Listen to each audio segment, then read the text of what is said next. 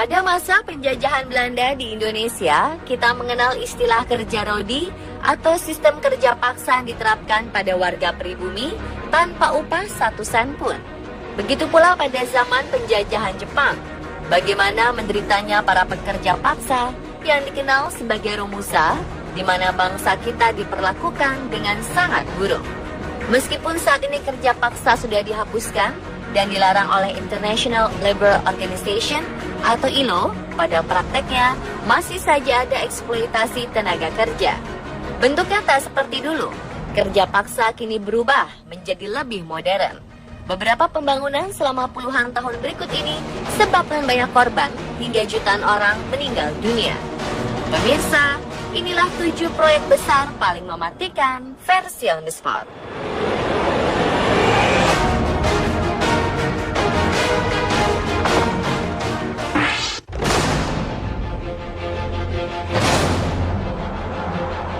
Dibangun pada 1970 di Mesir, Bendungan Aswan dibangun sebagai bendungan tanggul di Sungai Nil.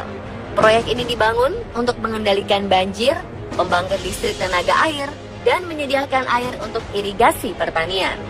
Bendungan ini sebenarnya memiliki dampak yang signifikan terhadap industrialisasi Mesir secara ekonomi dan budaya. Walau begitu, ketika konstruksi berlangsung, adanya kesalahan dalam manajemen menyebabkan sekitar 500 kematian para pekerja sebagai korban. Kematian para pekerja ini disebabkan terutama karena kurangnya protokol keamanan yang kurang cerdas dalam proyek-proyek konstruksi modern saat itu.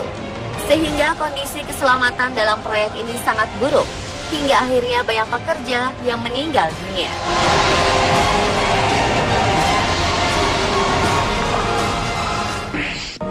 The 2022 FIFA World Cup is Qatar.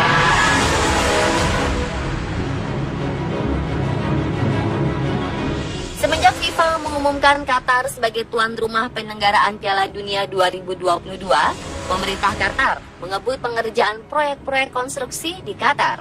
Namun di balik megahnya proyek konstruksi yang menghabiskan sekitar 123 miliar pound sterling atau sekitar 2.400 triliun rupiah ini menyimpan kisah miris mengenai para pekerja pembangunannya. Tragisnya, lebih dari 500 orang pekerja imigran asal India tewas dalam pembangunan stadion ini. Bahkan dalam 2 tahun terakhir, tercatat jumlah korban tewas meningkat mencapai angka lebih dari 700 nyawa. FIFA sendiri telah mengambil langkah dengan membentuk tim hak asasi manusia untuk menyelidiki kasus ini. Berdasarkan angka resmi yang dikeluarkan pemerintah India, terungkap bahwa lebih dari 700 orang telah kehilangan nyawa mereka sejak awal pembangunan pada Desember 2010 silam. Sedangkan dari kedutaan Nepal mencatat pekerjanya banyak yang meninggal karena serangan jantung dan kecelakaan kerja.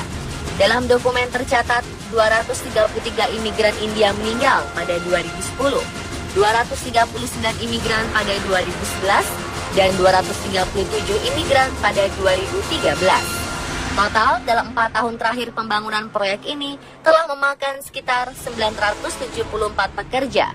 Diperkirakan total 1,2 juta pekerja imigran dari India, Pakistan, Nepal, Sri Lanka, Filipina, dan Mesir dikerahkan untuk menyelesaikan proyek mega konstruksi ini.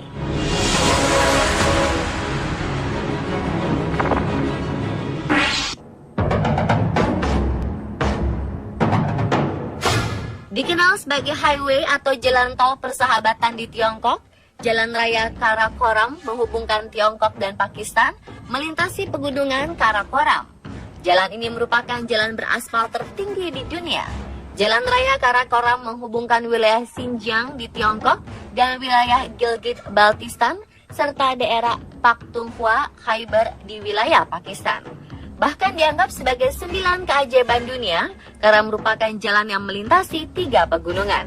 Jalan raya ini dibangun di daerah pada ketinggian 4.693 meter dan dalam kondisi medan yang sangat sulit.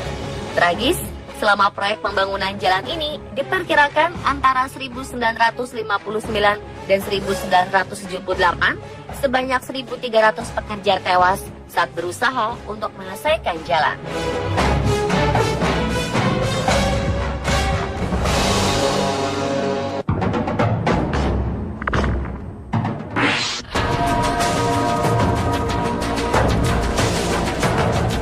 The White Sea, Kanal Laut Baltik, adalah terusan di Rusia dengan panjang 227 km.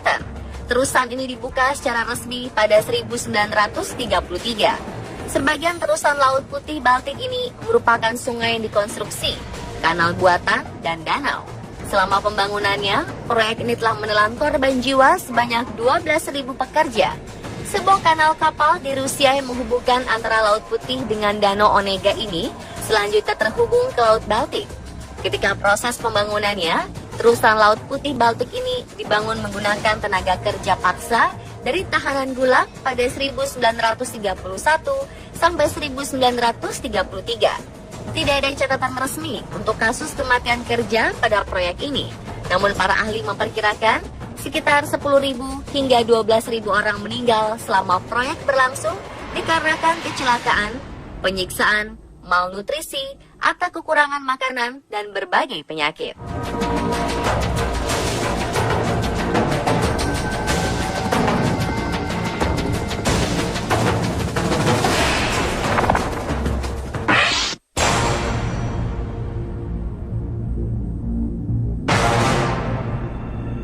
Pembangunan terusan Panama disebut-sebut sebagai salah satu proyek paling mematikan dalam sejarah kontemporer. Dimulai pada 1880 di bawah kepemimpinan Prancis, upaya pertama untuk membangun kanal permukaan laut ini ditinggalkan karena kondisi medis dan biaya pembangunan yang sangat mahal. Apalagi proyek ini dikerjakan di daerah tropis dengan medan yang tidak stabil dan berat, serta hujan yang turun setiap tahun. Proyek ini akhirnya dinyatakan bangkrut dan ditinggalkan pada 1890 setelah sekitar 22.000 pekerja meninggal. Kematian terjadi terutama dari kecelakaan, penyakit malaria, dan penyakit kuning. Namun kemudian orang Amerika mengambil alih proyek dan melanjutkan pembangunan kanal ini hingga akhirnya selesai pada 1914, yakni 2 tahun lebih cepat dari target waktu yang ditetapkan. Alasan utama keberhasilan proyek ini adalah kemajuan dalam bidang medis. Meskipun hampir 6.000 pekerja meninggal selama pihak Amerika mengambil proyek ini, korban total untuk proyek ini diperkirakan antara 28.000 sampai 30.609 jiwa, dan sebagian besar disebabkan penyakit malaria.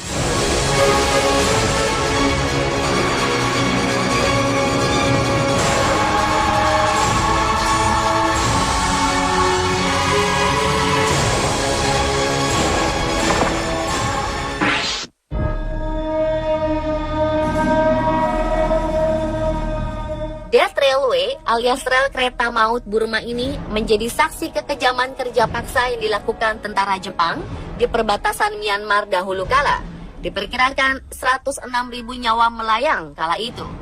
Jalur kereta Death Railway menyimpan sejarah pilu pada masa kekejaman Jepang di Myanmar pada 1942.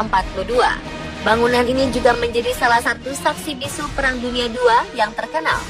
Death Railway banyak dikenal wisatawan karena film The Bridge Over the River Kwai. Death Railway memiliki panjang sekitar 420 km yang menghubungkan Thailand dan Myanmar. Jalur kereta ini dahulu digunakan sebagai jalur transportasi Jepang yang berperang melawan pasukan Inggris dan sekutunya.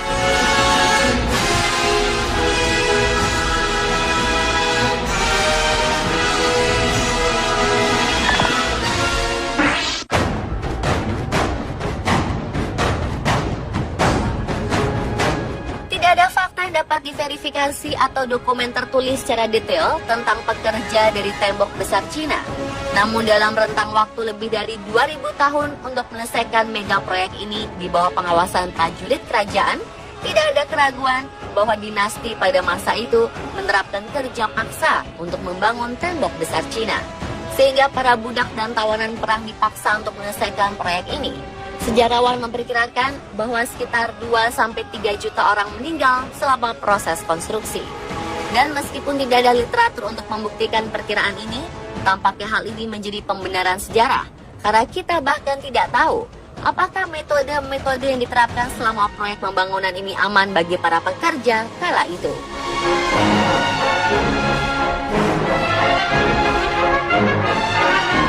Dan pemirsa, itulah 7 proyek besar paling mematikan versi Omnisport.